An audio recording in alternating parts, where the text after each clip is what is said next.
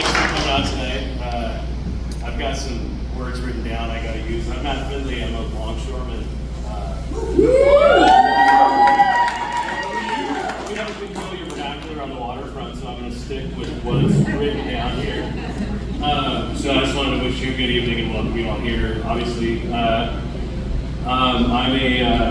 from the International Longshore and Warehouse Union. That's the union that represents me as a longshore worker.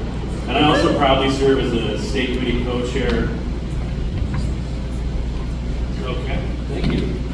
Proudly serve as a state committee co-chair for the Oregon Working Families Party alongside our next speaker. When I think about what it means to build real progressive power in Oregon, I think about leaders who don't just talk about change, but who live it, breathe it, and make it happen through unwavering determination and a deep connection to the community.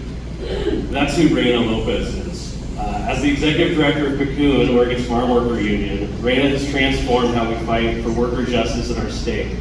But to understand the power of her leadership, you really need to understand her story. As a proud daughter of Mexican immigrant farm workers, Reyna knows firsthand the challenges that face working families here in Oregon. She's turned that understanding into action, spending over a decade building power for Oregon's Latinx and working communities. Under Reyna's leadership, we've seen historic victories. She led Oregon's first bilingual ballot measure campaign, helped to pass paid family leave, and has been a force in protecting immigrant rights. Her influence extends far beyond our state through her work with the Center for Popular Democracy Action, the Equitable Food Initiative, and the Farm Worker Justice Board of Directors. It's been truly an honor to serve the Working Families Party alongside such a fearless leader. Reyna shows us every day what it means to lead with courage, conviction, and unwavering commitment to working families. So please join me in welcoming co-chair of the Oregon Working Families State Committee, Reyna Lopez.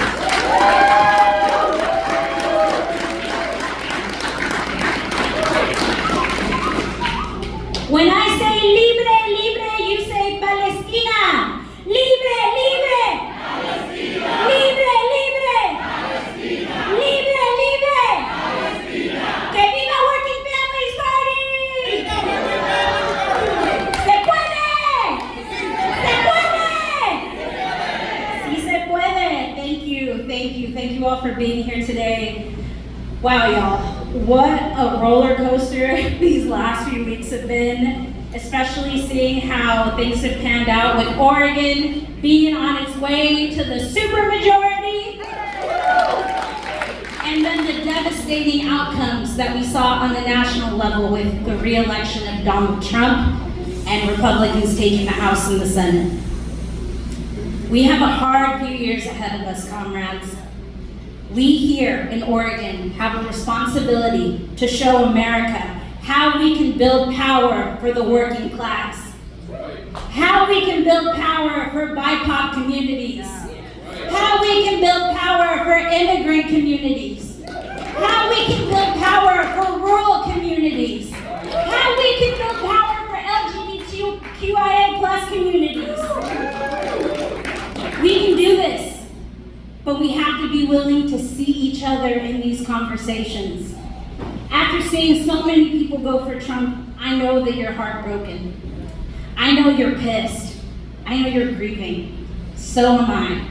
But what I've been telling everyone is that we need to take care of each other. We need to show each other grace. Because your work is going to be more important than it's ever been in these next 4 years. But make no mistake, we have been working our asses off to make sure that by January 20th, we are ready. Because we believe that this country is better because it has immigrants. We believe that education is the foundation of social mobility, and it should be free, it should be public, and it should be for everyone. And we believe that all children are sacred. Yes, every child, trans, gay, Black, Indigenous, every child. Just a few weeks ago, I had the privilege of being at the PCUN Harvesting Justice Gala. And in times like this, I like to invoke the ancestors. So I invoke Cipriano Fede. He was one of the most consequential leaders that PCUN has ever seen. He was one of our first presidents, someone who was trained by Cesar Chavez himself, who came up to Oregon in the 1980s and helped found our union with 80 farm workers.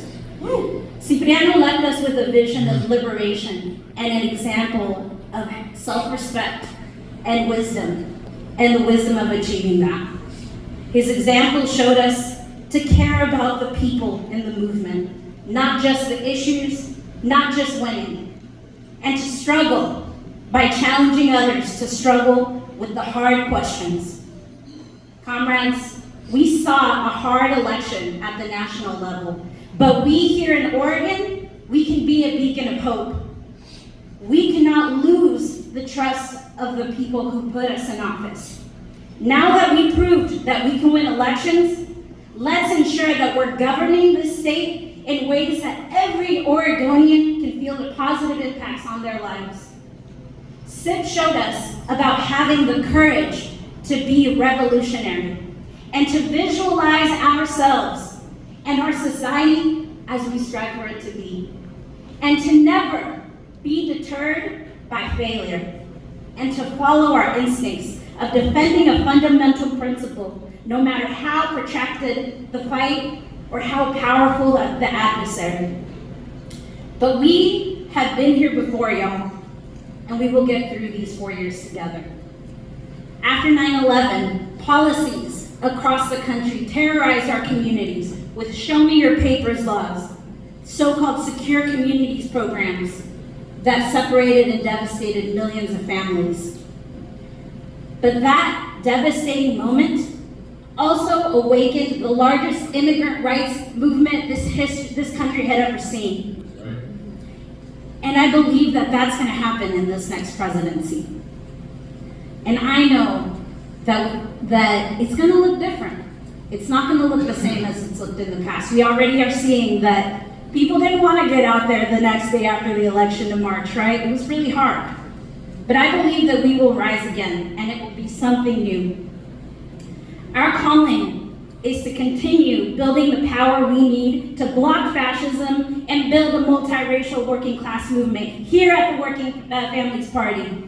I believe we can do that. They keep talking about all these people who voted for Trump. Well, why aren't they talking about the millions of people who didn't vote at all? The millions of people that don't feel represented by Republicans or Democrats. The millions of people who want more from their politics than what is being offered to them. That, my friends, is what the OWFP provides. And if we can speak directly to what people are feeling, if we can validate them while offering them a vision of the future, a better future for themselves, for their kids, for their communities, if we can be the people who are not afraid to clap back against hateful rhetoric, instead come back with something that inspires people to take responsibility for themselves and their self-determination, we can be that home. We will be that home for those people that have been left behind. Thank you all for being here today. Si se puede, and I'll hand it back to the MC.